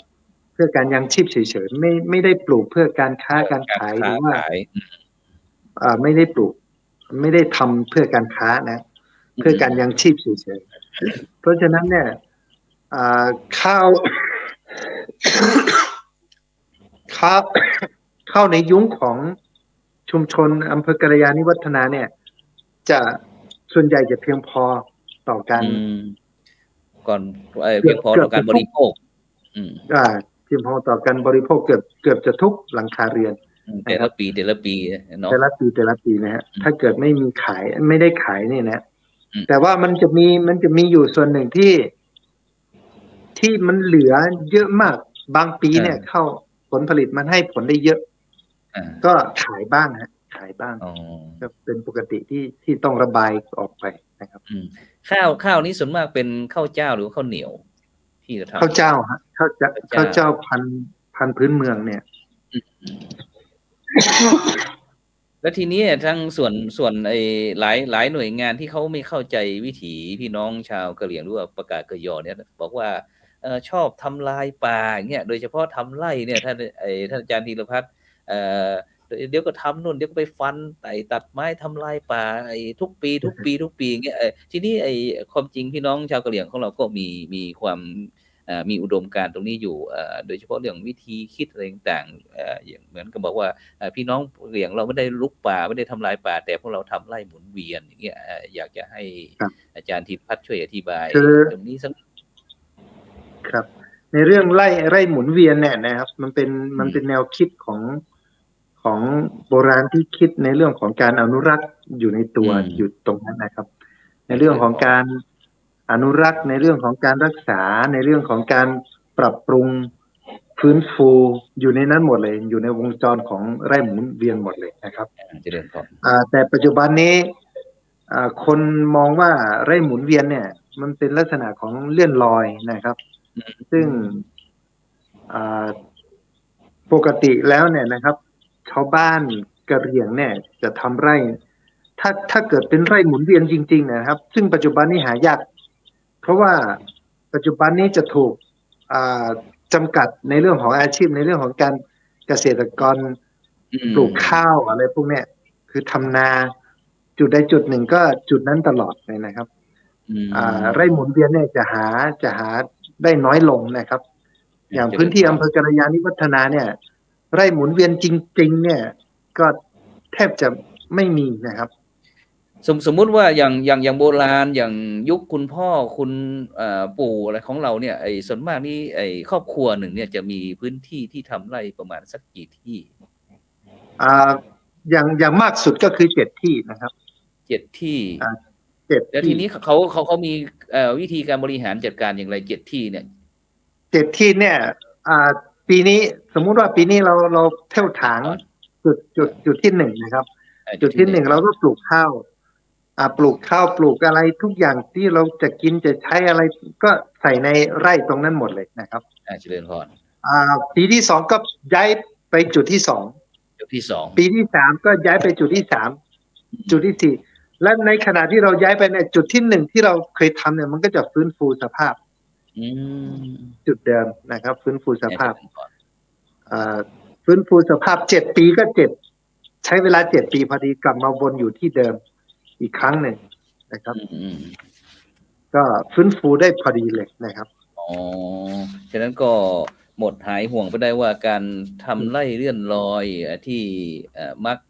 ฝนไม่ตกต้องตามฤดูกาลอะไรมักจะมาโทษพี่น้องชาวเขาของเราว่าเนี่ยทำลายป่างี้ไม่ใช่นะเราก็มีวิธีคิดในการที่จะอนุรักษ์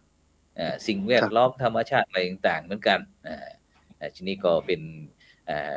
วิธีคิดหรือว่าประเพณีจารีตของพี่น้องชาวปากากยอของเราที่ได้ถ่ายทอดออกมาใน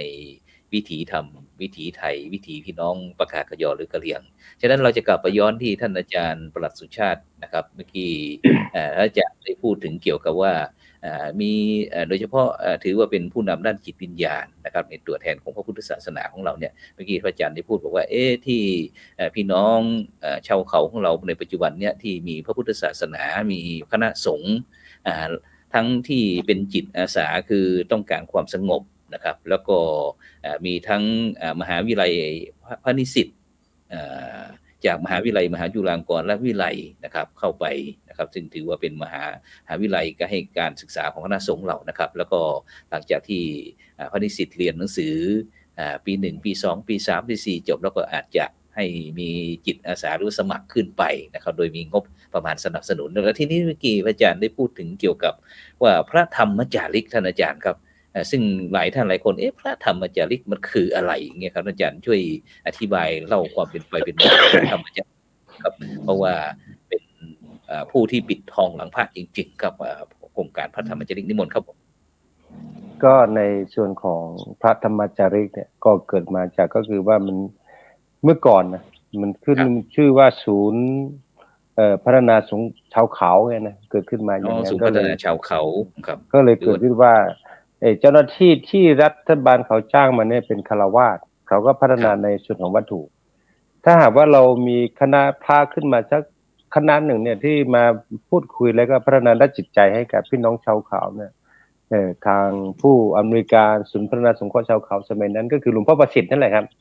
ก็มาบวชในพุทธศาสนาแล้วก็ตั้งโครงการพระธรรมจาริกโดยที่ปรึก หลว ษาง พ่อ กั ป บ ระสิทธิ์นี่อดีตเป็นข้าราชการ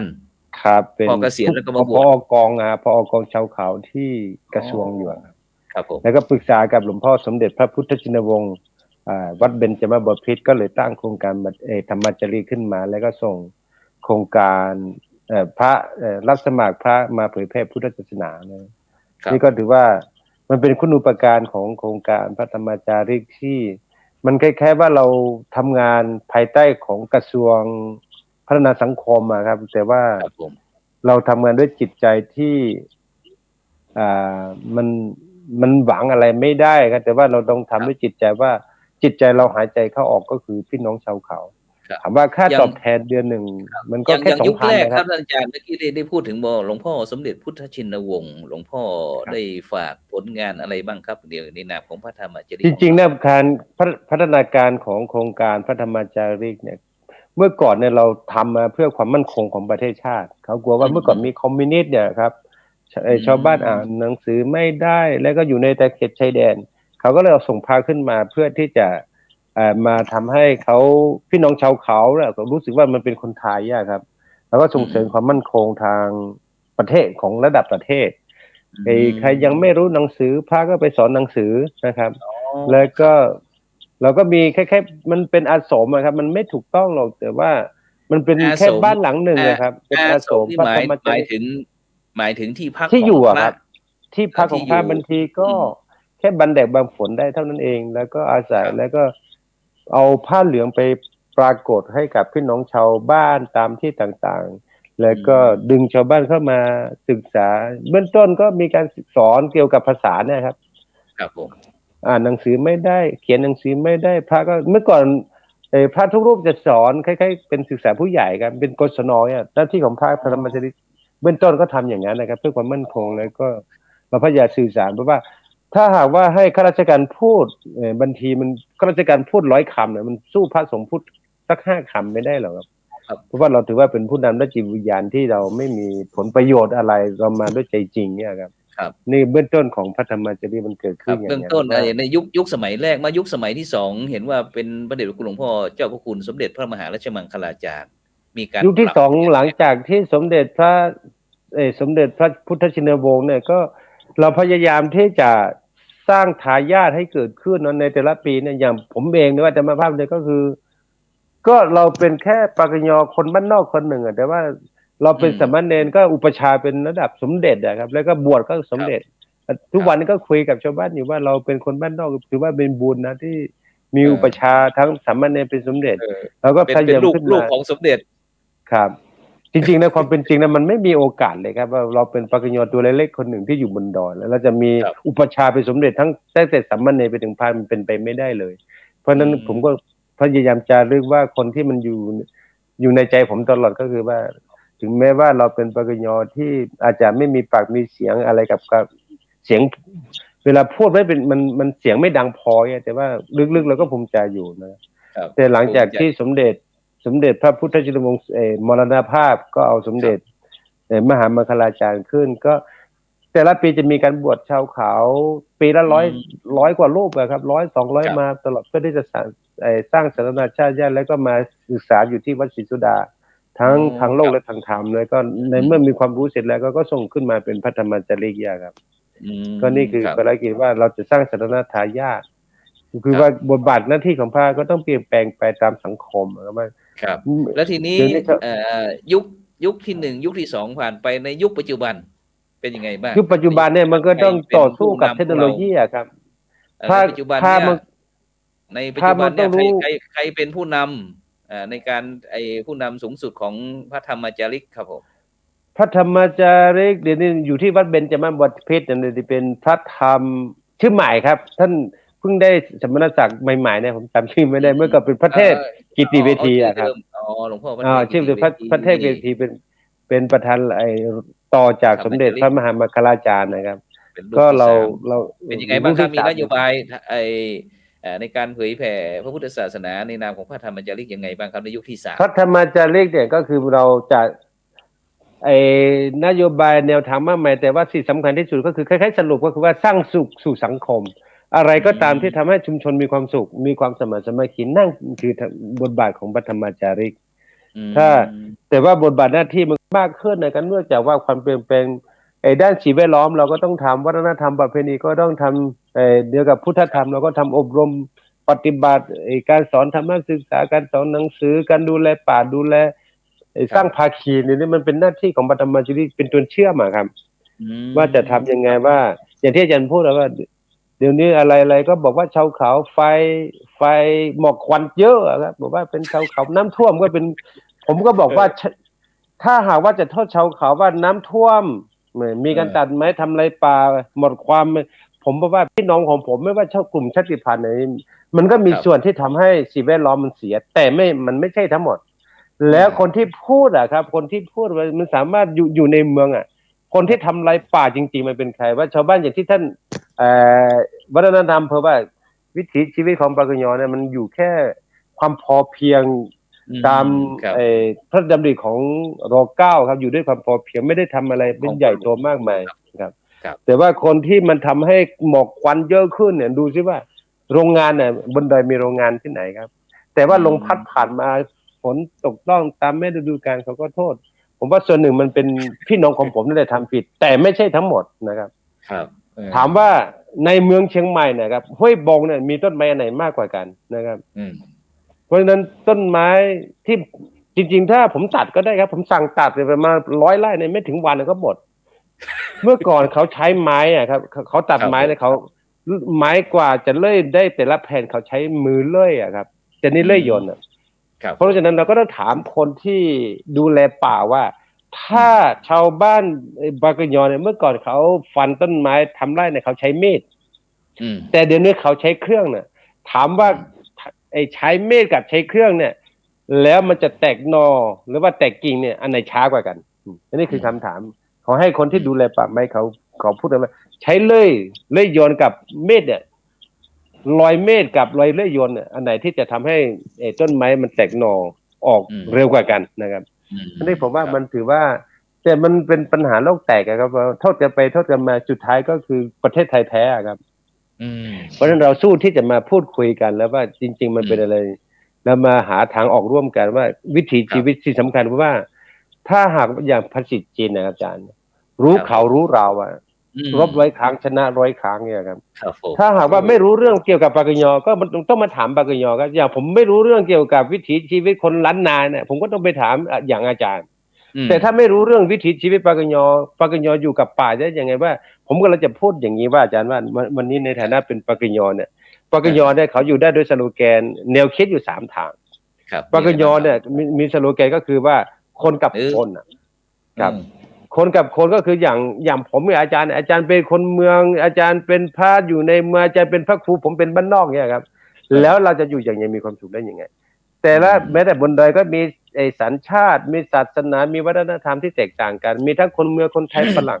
ความเป็นคนเราจะอยู่อย่างสามัคคีเราจะอยู่อย่างยังไงว่าคนกับคนจะอยู่ให้มีความสมัครสามัคคีอยู่อย่างมีความสุขยังไงนั่นคือคนกับคนอาจารย์อันที่สองก็คือคนกับป่าอย่างปากยอเนี่ยขัดป่ามันอยู่ไม่ได้ครับอาจารย์ปากยอมันขัดป่ามันอยู่ไม่ได้ปากยออย่างที่ท่านธีรพัฒน์พูดเป็นผู้ที่อนุรักษ์ป่าไม่มากที่สุดแล้วสุดท้ายคนที่อนุรักษ์ป่ามากที่สุดบ้านเขาชุมชนเขามีป่าในเมื่อมีป่าเนี่ยเขาก็บอกว่าในป่าของท่านป่าเกรด A ทำอะไรก็ไม่ได้แต่บ้านในเมืองครับถูกตัดให้เกลี้ยงเลยมีออกใบโฉนดได้ทำอะไรได้เพราะฉะนั้นถ้าอย่างที่พูดครับถ้าว่าผมจะสั่งให้ตัดป่าในดอยของผม1,000 ไร่เนี่ยแค่วินาทีเดียวเนี่ยเขาจะมาตัดป่ามันง่ายมากเลยถ้าตัดป่าแล้วออกโฉนดเนี่ยมันยั่วต่อการทำลายทรัพยากรธรรมชาตินะเพราะนั้นความเป็นปากยอเนี่ยเมื่อก่อนเขาไม่มีศาสนาแต่ว่าเอาศัยความเชื่อว่าขวัญของปากยอน่าจะอยู่ในป่า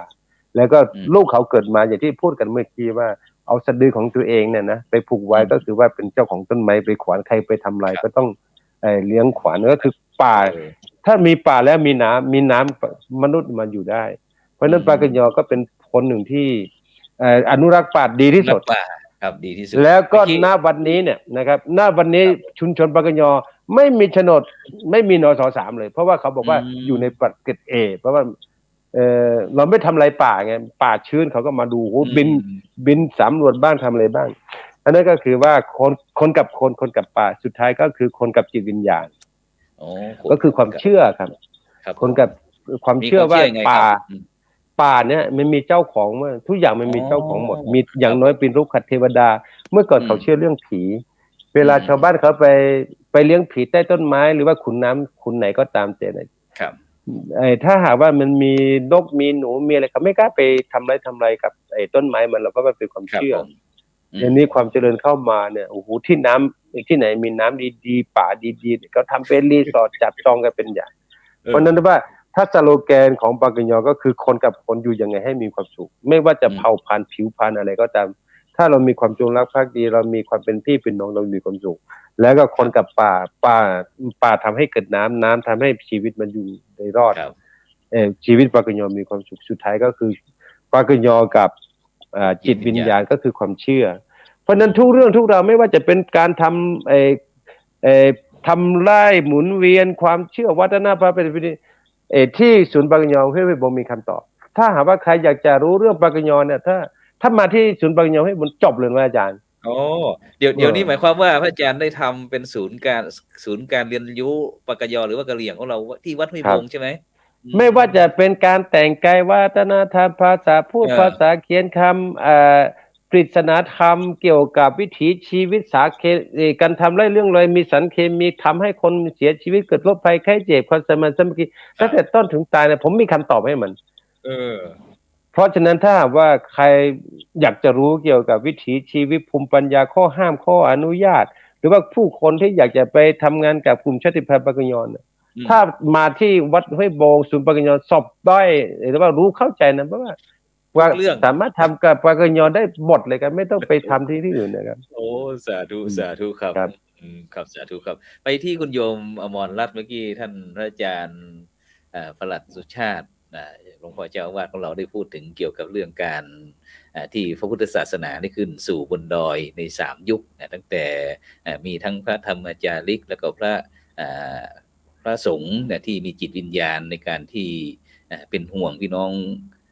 เพื่อนร่วมโลกหรือเพื่อนมนุษย์ต่างๆเนี่ยแล้วก็ยังมีพระนิสิตต่างๆได้นำหลักธรรมในทางพุทธศาสนาไปเผยแผ่พี่น้องชาวปากะยอหรือว่ากะเหรี่ยงของเราเนี่ยปัจจุบันนี้คุณโยมที่บ้านห้วยบงของเราในการประกอบพิธีในทางพุทธศาสนาเป็นยังไงบ้างคุยให้ฟังหน่อยก็ในส่วนของกลุ่มบ้านห้วยบงก็เราจะมีความร่วมมือค่ะกับทางในวัดเนาะพิธีกรรมทุกอย่างค่ะเราก็จะมีจะให้ความร่วมมือเนาะไม่ว่าพิธีคือไม่ว่าจะเป็นงานอะไรค่ะเราจะไปร่วมแล้วก็โดยปกติแล้วในของไม่ใช่เฉพาะกันบ้านห้วยบงค่ะทั้งอำเภอเราก็จะมีงานบุญสัญจรเดือนละครั้งเราก็จะไปกันค่ะตรงนี้อย่างเทศกาลเข้าพรรษาคุณโยมอย่างพี่น้องทั่วๆไปเขาก็จะมีการฟังเทศน์ฟังธรรมหรือไปนอนวัดและวิถีชีวิตพี่น้องชาวกะเหรี่ยงของเราเวลาเข้าวัดในช่วงเทศกาลเข้าพรรษาทำยังไงกันบ้างคุยให้ฟังหน่อยก็โดยปกติก็จะทำเหมือนกันค่ะแต่ว่าเมื่อก่อนนี่เราจะมีการไปนอนที่วัดใช่ไหมคะแต่ช่วงโควิดปี2 ปีคือจะไม่มีการไปนอนที่วัดค่ะช่วงเข้าพรรษาก็จะไปแค่วัดธรรมดาคือไปทำบุญตักบาตรช่วงเช้าเลยค่ะตอนกลางคืนก็จะตอนเย็นก็ไปทำวัดเย็นแล้วก็กลับกันเนี่ยค่ะพาลูกพาหลานไปทำวัดมีการทำวัดเย็นด้วยใช่ค่ะแล้วก็เด็กๆเป็นยังไงบ้างในการเข้าวัดเด็กๆมียุวชนเยาวชนของเราได้สนใจเกี่ยวกันก็จะไปร่วมใช่ค่ะโดยปกติก็จะมีคือการไปทำบุญก็จะมีเด็กๆไปร่วมกับผู้ปกครองค่ะในตัวเมืองเห็นเฉพาะ คนแก่ใช่ไหมคะอย่างถ้าไปบนดอยก็จะมีทั้งผู้ใหญ่ค่ะ ไปเยอะค่ะ เราก็ถือว่าเป็นการที่ให้ลูกหลานของเราได้มีประสบการณ์เนาะได้เรียนรู้วิถีชีวิตพี่น้องชาวกะยอโดยเฉพาะเรื่องวัดเรื่องวาแล้วก็ศีลก็ไม่ขาดนะวัดก็ไม่เคยที่จะเคยทอดทิ้งโดยเฉพาะมีกิจกรรมอะไรต่างๆที่ท่านอาจารย์ปรัชสุชาติได้นำพี่น้องชาวกะยอในการรักษาป่าบ้างโดยเฉพาะเรื่องป่าชุมชนเรื่องการรักษาป่าต้นน้ำอะไรต่างๆนะฉะนั้นเราไปที่ทางวัฒนธรรมก็แล้วกันเนาะไปที่ท่านอาจารย์ธีรพัฒน์ท่านอาจารย์ธีรพัฒน์ในปัจจุบันนี้ในฐานะที่เราเป็นประธานสภาวัฒนธรรมอำเภอกัลยาณิวัฒนาเราโดยเฉพาะในปัจจุบันนี้ในยุคสมัยท่านอาจารย์ธีรพัฒน์นี่อาจจะไม่เป็นห่วงเท่าไหร่แต่ในอย่างกับคนรุ่นใหม่ท่านอาจารย์ธีรพัฒน์เขามีการที่จะสืบทอดจารีตประเพณีวัฒนธรรมของพี่น้องชาวปากกาเกยอของเราอย่างไรบ้างหรือว่าเขาไม่ได้สนใจหรือว่าเขาสนใจเหมือนกันในปัจจุบันนี้ครับในเรื่องของวัฒนธรรมต่างๆเนี่ยคือชุมชนอำเภอกัลยาณิวัฒนาเนี่ยโดยเฉพาะตำบลบ้านจันทร์ที่ผมอยู่เนี่ยโชคดีที่มีพระอาจารย์2 รูปคือพระอาจารย์ปราชสุชาติและก็พระอาจารย์พระครูจันทรกิจจารักษ์เจ้าวัดบ้านจันทร์นะครับครับสองท่านนี้จะเป็นถือว่าเป็นเลือดเนื้อเชื้อไขของพี่น้องชาวปากกายอเราเลยใช่ไหม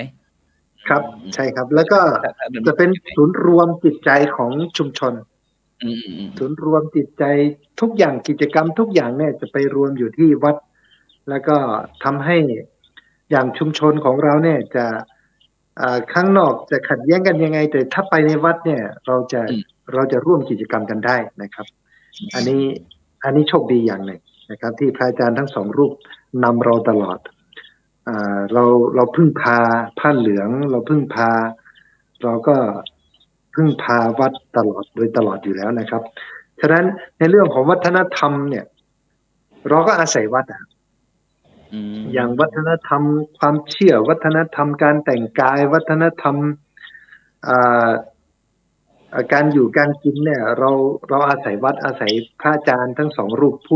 พูดให้เรานะครับพูดให้ชุมชนแล้วก็เป็นผู้สื่อให้ชุมชนรู้เข้าใจฟังนะครับเพราะว่าพระอาจารย์พูดเนี่ยคำเดียวก็มีค่ามีพลังมากกว่าเราพูด100 คำนะครับก็โชคดีที่มีพระอาจารย์มานำตลอดนะครับนำกิจกรรมในด้านวัฒนธรรมตลอดนะครับแล้วก็อาศัยพระอาจารย์ทั้ง2 รูปโดยตลอดอยู่แล้วนะครับแล้วนอกจากที่เราจะมีกิจกรรมทางพระพุทธศาสนาแล้วที่นี่เรายังมีกิจกรรมเกี่ยวกับของเรื่องไม่ว่าจะเป็นชุมชนทางราชการหรือว่าของพี่น้องกลุ่มชาติพันธุ์ปากกาเกยอโดยเฉพาะอย่างเหมือนกับอย่างประเพณีสงกรานต์หรือว่าอะไรมีบ้างไหมของพี่น้องชาวปากกาเกยอของเรามีครับเรื่องกิจกรรมของชุมชนเนี่ยมันจะมีกิจกรรมวัฒนธรรมโดยตรงก็คือกิจกรรมมัดมือประจำหมู่บ้านประจำปีอันนี้เป็นเขาสืบทอดกันมาตั้งแต่โบราณมาแล้วนะครับ1 ปีก็มีมัดมือ2 ครั้งหมู่บ้านเนี่ยปีละ2 ครั้งปีละ2 ครั้งนี้มีกำหนดไหมมีกำหนดครับเมื่อไหร่กำหนดก่อนลงมือ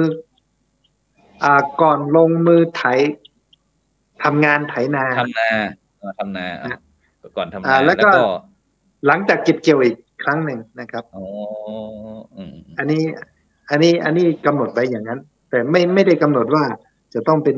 วันที่เท่าไหร่ไม่มีกำหนดนะครับครับเขาก็จะลงมือแล้วก็ทำเลยแล้วก็หลังจากที่เสร็จแล้วก็ทำอีก2 ครั้งตรงนั้นมีประเพณีอะไรอีกเป็นเดือนแล้วก็ประเพณีที่ยังสืบทอดมีอย่าง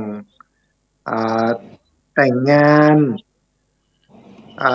แต่เดี๋ยวนี้เนี่ยเราจะอาศัยพระอาจารย์ อ่านำกิจกรรมมากกว่านะครับ เพราะว่าถ้าเกิด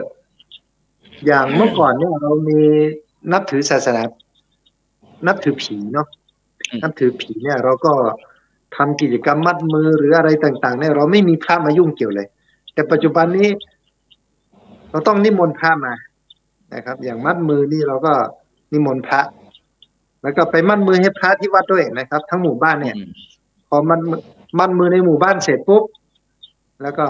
พวกผู้ใหญ่บ้านก็จะประกาศว่าเดี๋ยวจะไปมัดมือให้พระต่อนะเราก็ไปกันทั้งหมู่บ้านเลยนะครับ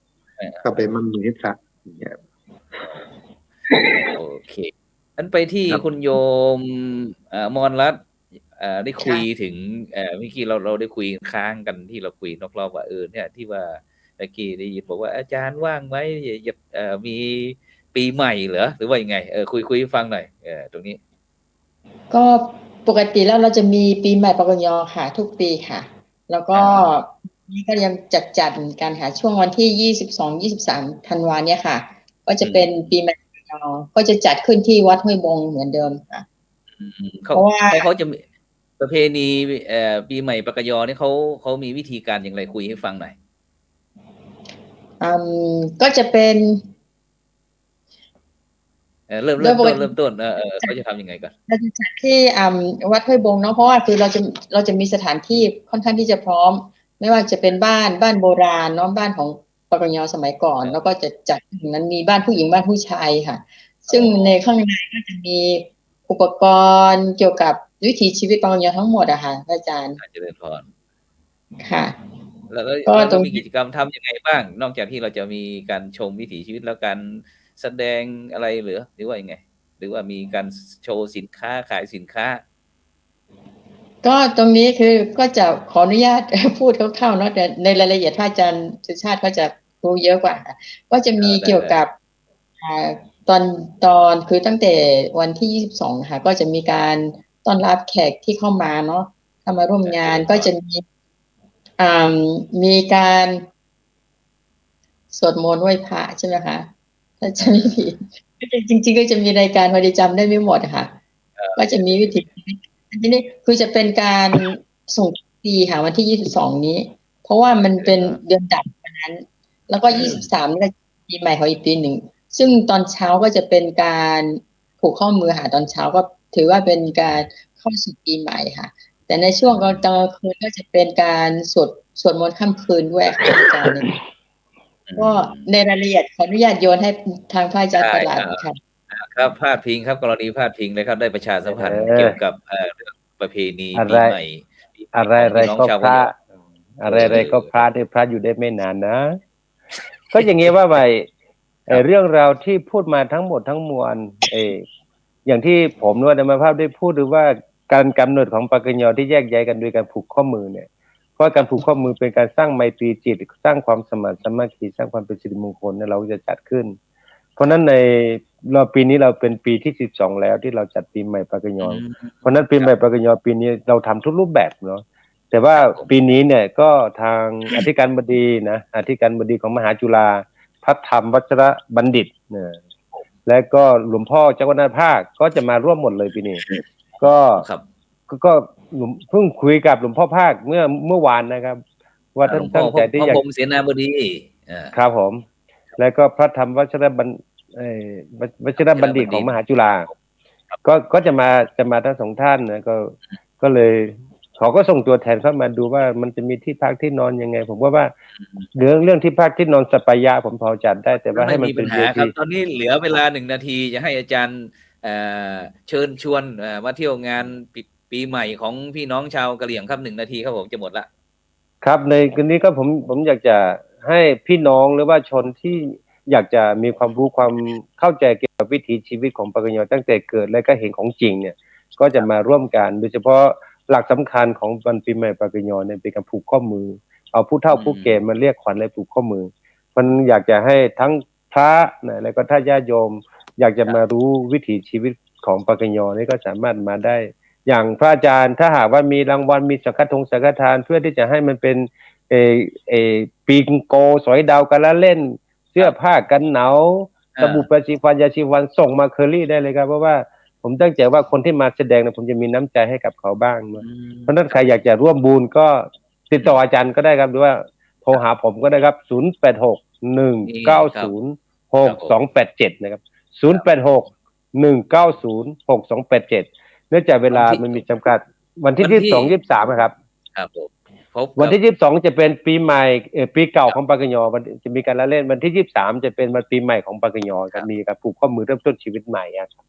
เชิญชวนทุกท่านและนิมนต์ทุกรูปนะครับ ครับสาธุครับผมครับฉะนั้นก็วันนี้ทางรายการสังฆพัฒนาเพื่อประชาชนบทบาทพระสงฆ์ในยุคเดียวน้ำวันแล้วก็ได้กราบนิมนต์แล้วก็เจริญพรพี่น้องกลุ่มชาติพันธุ์ปากากยอหรือว่าพี่น้องชาวกะเหรี่ยงจากอำเภอกาฬยาณิวัฒนานะฉะนั้นก็บรรดาท่านผู้ฟังท่านผู้ชมก็สามารถที่ไปร่วมงานปีใหม่ของพี่น้องชาวปากากยอได้นะฉะนั้นก็